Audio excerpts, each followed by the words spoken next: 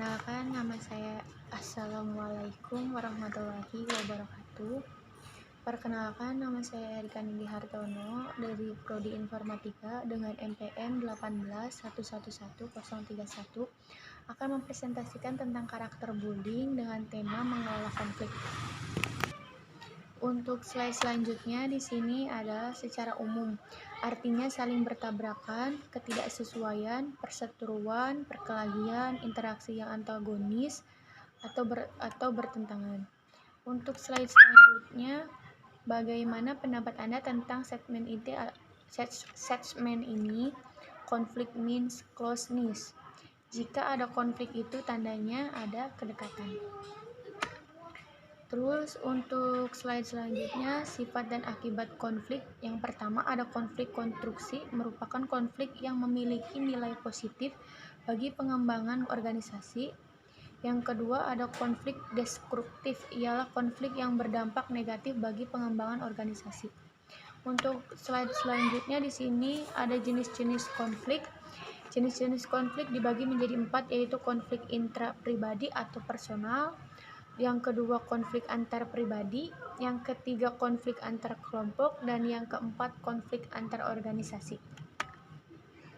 Konflik intra atau persorangan. Konflik ini muncul dalam diri seseorang dengan pikirannya sendiri. Hal ini bisa muncul karena tekanan dalam peran dalam dirinya, pilihan-pilihan prioritas, ekspektasi yang tidak cocok. Untuk konflik antar pribadi di sini terjadi antara suatu individu dengan individu lain atau lebih biasanya disebabkan oleh adanya perbedaan sifat dan perilaku setiap orang dalam berorganisasi. Terus di sini ada konflik antar kelompok. Di sini ada konflik antar kelompok, yaitu terjadi apabila di antara unit-unit kelompok mengalami pertentangan dengan unit-unit dari kelompok lain. Pertentangan ini bila berlarut-larut akan membuat koordinasi dan interaksi kegiatan menjadi terkendala atau mengalami kesulitan. Di sini ada konflik antar keorganisasian.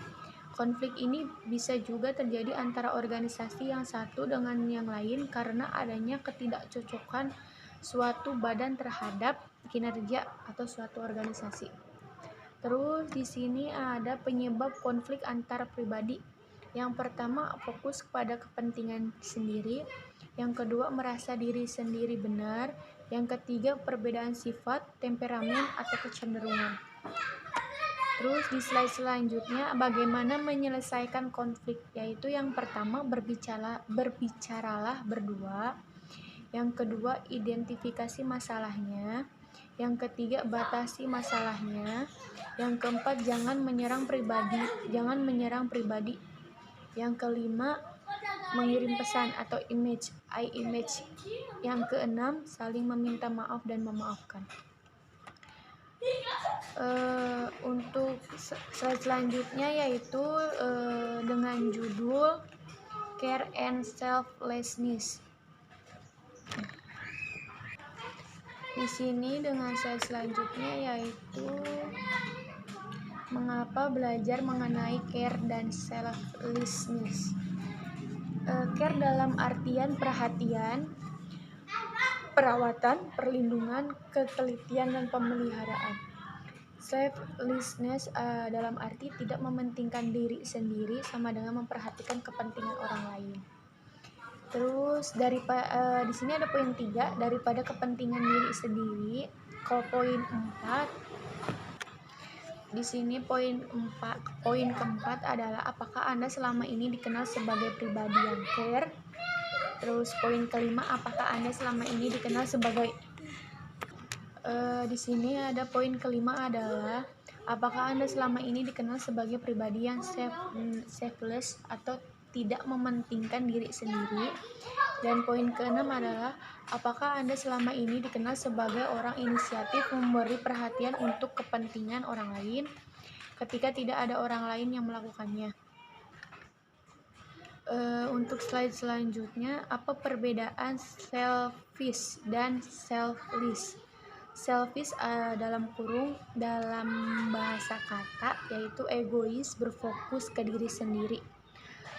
Kalau digabungkan, selfishness dalam sama dengan atau artian keegoisan. Selfless dalam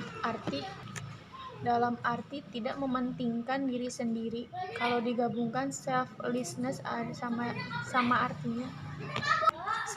kalau digabungkan, selflessness adalah mementingkan orang lain. Untuk slide selanjutnya, di sini ada slogan atau kayak gambar gitu, dengan artian kebahagiaan bukan datang melalui ketidakegoisan, tetapi melalui mementingkan orang lain. Apa yang Anda lakukan akan kembali kepada Anda sendiri. Untuk slide selanjutnya, di sini ada kayak gambar laki-laki lebih perhatian kepada orang yang di jalan. Nah, mungkin ini contoh dari selflessness.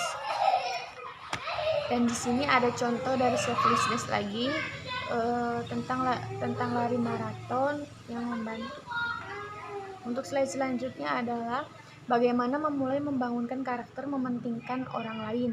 Yang pertama, jangan mementingkan diri sendiri. Yang kedua, memiliki kerendahan hati dan rasa tanggung jawab.